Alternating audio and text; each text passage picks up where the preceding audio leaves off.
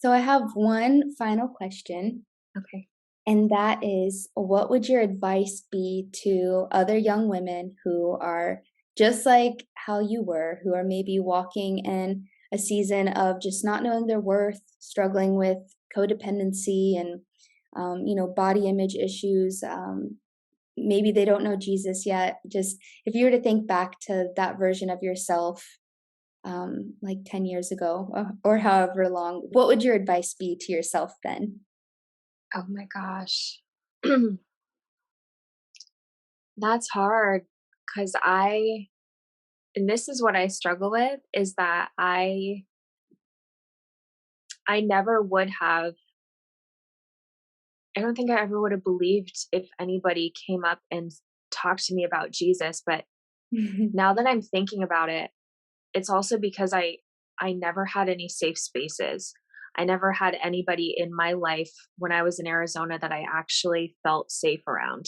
Yeah, So I think the biggest thing for me is it's so important to have safe people in your corner. It's so important to build some kind of safe space, and I know that's really hard when you're like in the middle of toxicity and you're struggling and stuff. But and this is what my mom did for me, and this was a huge part of my healing process.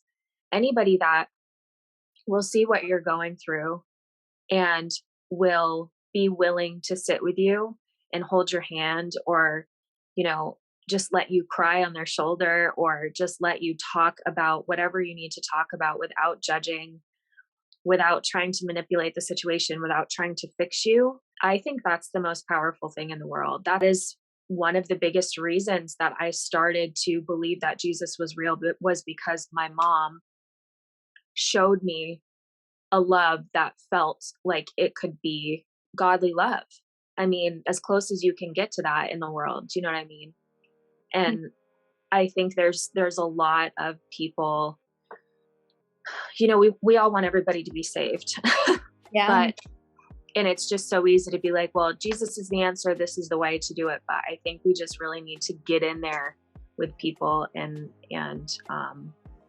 be willing to sit with them and let them know that they're not alone. yeah. I think that's the most powerful thing in the world, because that is showing the love of Jesus.